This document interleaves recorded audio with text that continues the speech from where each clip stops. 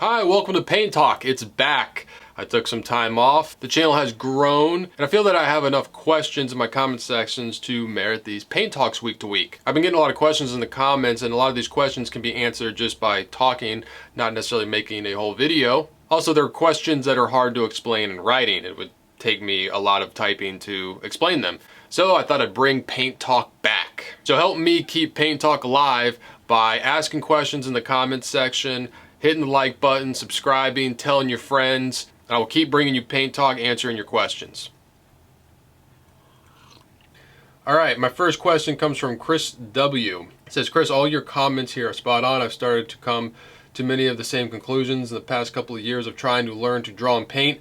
I do have one question, however. Do you think it's beneficial for one to focus on one area and really learn that, or try and paint a lot of different things? Example, portraits versus landscapes.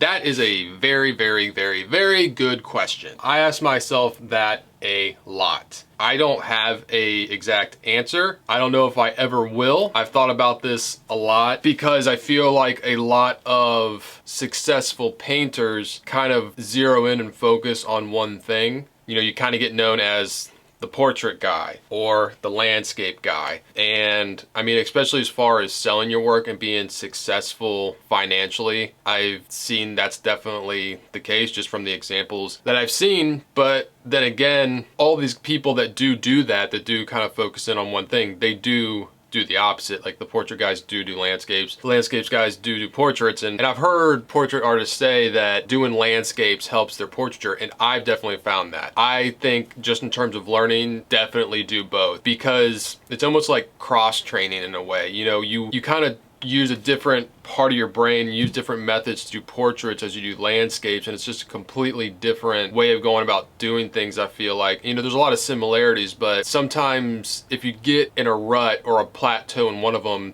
go to the other. That's what I do. I mean, I do it because I get bored. Like I'll do portraits for a while and I get tired of portraits, and then I'll go to painting landscapes, and when I come back to portraits, I feel my portraits have gotten a lot better. Same going the other way. When I go to portraits for a while, when I come back to my landscapes, I feel like I'm more fresh. I feel like I have a better understanding of certain things, because maybe there were certain things in my landscape work, certain weaknesses I wasn't acknowledging or practicing just from the nature of how I paint landscapes, but I worked on those weaknesses and exercised those in the way that I paint my portraits. So once I get that up, I can take those acquired skills, like that, you know, muscle growth that I used in portraitures, and bring it and use it over into my landscapes. Now, if you're just starting out, I do recommend doing very different things, because you don't ever want to, especially when you start out, get into formulaic painting, because you'll definitely learn certain tricks. If you paint like nothing but portraits for a year, you're gonna get really good at portraits, and that's what you want to do. Go for it. But you're definitely gonna like pick up on how to do things, and I could see somebody plateauing or not really growing because they're not getting out of their comfort zone. Because if you like painted portraits for a year, you get pretty comfortable with portraits. You know, whether you're as good as you wanted to be or not, you'd definitely be comfortable with them. I mean, there is something to say about sticking with one thing and really drilling it and really getting it and understanding it. I just personally couldn't do that. I couldn't like stick on one subject for that long. I think it's important for beginners to switch it up. You know, paint a still life, paint a landscape, paint a portrait. You don't learn how to paint certain things. Like, learn how to paint in general, and you'll be able to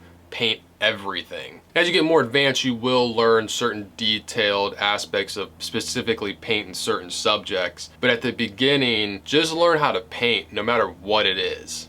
Okay, next question is from Marija Perkovic.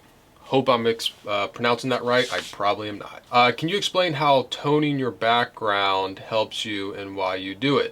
Toning, yeah. So I tone my canvases a lot of the times. I don't always do it with like a wash, sometimes burnt sienna, sometimes burnt umber, just depends on what. But toning your canvas helps because it makes you start with a neutral background value-wise. Like, you're not starting with plain white, which is the brightest you can get, so any color you put on that bright white canvas is gonna look dark. When you start out kind of in the middle with a neutral color, it makes it very easy to gauge values. Also, like, allows you to make lighter marks in the beginning of the painting. You don't always have to do it. I don't always do it. I tend to use burnt sienna a lot for my landscapes because it's like an earth tone. It's pretty warm. So if any of it is left showing through the painting, it's gonna give the painting a good look. Also, it's kind of like a reddish tone, and landscapes definitely gonna probably most likely have a lot of green in it, and that red and green complement with each other. Just looks nice. Portraits, sometimes I'll use burnt umber and cerulean blue. Been times when I used ivory black and yellow ochre. That's a very, very neutral color to start with, very gray. Whatever color I'm using, and you know, brush it on with a lot of paint thinner, and then I'll even take a paper towel and kind of wipe it once over to get rid of any excess paint. And it dries pretty quickly. You know, sometimes I wait for it to completely dry. Some artists do that. Other artists jump into it right away. Especially like when you do a once over with a paper towel, it'll be pretty dry within like 5 or 10 minutes to start painting, and your colors aren't going to get all muddied up in it. So that's what I have to say about toning your canvas. Next question. Zach Neff at Paint Coach, do you have to use the Artisan Water Mixable brand mediums with the Artisan Water Mixable oil paints? Or can I use them with a oil like the Winsor & Newton oil paints that are not water-based? I get a lot of questions about water mixable oil paints. I've made a video on it. I plan on making another updated video on it soon because I just got some better brand water mixable oil paints, the Aqua Duo. I'm gonna be trying those out and kind of reviewing them and see, you know, compare them to the Winsor & Newton brand, which I had been using. Like I said in the video that I made in it a while ago, I was actually pretty surprised at how much I enjoyed water mixable oil paints. I thought they'd be very different. I thought I wouldn't like them at all, but they worked very well, and I didn't realize that you can use any mediums pretty much that you use with regular oil paints with water mixable oils. And a lot of these higher brand ones, they're pretty much exactly like oil paint, except you can use water, mix them with regular oil paints. You know, you can use paint thinner if you want. So it's really interesting stuff, and especially if fumes and you're allergic to the paint thinner and stuff like that, it's a really great option. Also plein air work, or if you're traveling, it's probably very difficult to travel with paint thinner, and you know, it smells and it's toxic and all that stuff. So like using the water-based stuff, it can be great, and the fact that they are really good quality is awesome. So, you know, no, you don't have to use, like, I know there are certain mediums they specifically make for the water-based paints. You don't have to use those. You can use regular linseed oil. You can use just water. I find to like using just the straight water. Actually, I used the linseed oil with them for a while, but I heard it from somebody that, I forget what brand it was, I don't know if it was Cobra, or have like a certain solution or medium that they recommend with the water soluble paints. I couldn't find it. If anybody knows what that is, or best medium or solution or whatever for water mixable oil paints that I should be using, please let me know in the comment section and give me a link or something, because I really want to try that. Next question is from Julia Prochnik. It's from Julia. Do you ever mix paint, solvent, and medium, all of them together? I've actually gotten this question before, you know, because I've made videos explaining when to use paint thinner, when to use medium, when to use straight paint. Is there ever a time when I'm using all three? Yes, because there are definitely times when I'll dip my brush a little in the paint thinner, and then just I want like a little bit of medium, and then I'll get the paint. So I guess I'm using thinner, medium, and paint all in one. It's just sometimes when I'm painting, like I want something that's in between paint thinner, in between medium, in terms of way to change the malleability on the paint. You know, like oil's a little too much, paint thinner's a little too less, so sometimes I'll dip my brush in a little bit of both and kind of mix up in between. So yes, there are times that I do that. So just don't ever get stuck in thinking that there's like a rigid set structure to this stuff. Like, oh, this section of the painting is just paint thinner, this is just medium, this is just paint. I need to choose one or the other right now. Like, just, you gotta feel it out, like understand what you're doing, but a lot of it is just kind of feeling it out. Next question is from Ophelia Lafote. Hope I'm saying that right. I sounded good saying that. Lafote? Probably saying it wrong. I have trouble with painting the backgrounds. I've heard you should spend as much time painting the background as the foreground. Any thoughts? Yes, the background is just as important as anything else. Portraiture,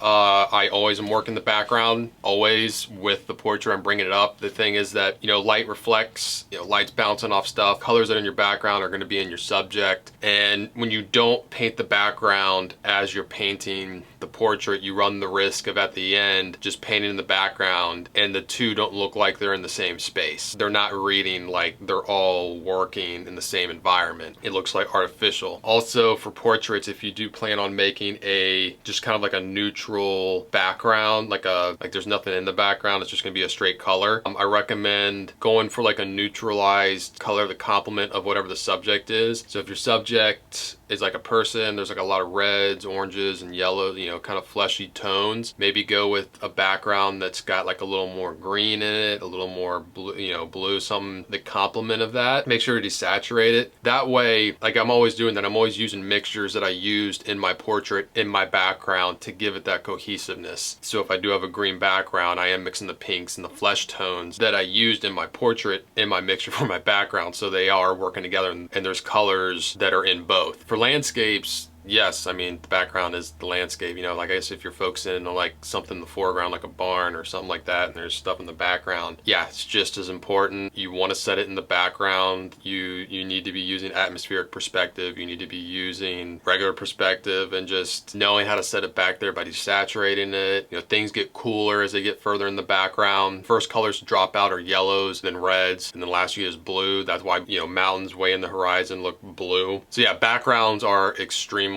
important. Don't think of it as background, like kind of get that term out of your head. You know, just you're painting a scene, and whatever is there, and it's all one, and you should work it all together. All right, so that's all the questions answering for today. Please, if you have questions, leave them in the comment section. I will answer them on the next Paint Talk. If you enjoyed this video, please hit the like button and subscribe to the channel. If you want to see what I'm painting on a daily basis, you can follow me on Instagram at Forza43. If you're looking for full real-time painting video tutorials, I offer those on my Patreon page. Final link at least below. I also offer personal coaching on there as well. I'm Chris Fornatero here telling you to go get painting. If you enjoyed this video, please hit the subscribe button. I also offer you this video and this video.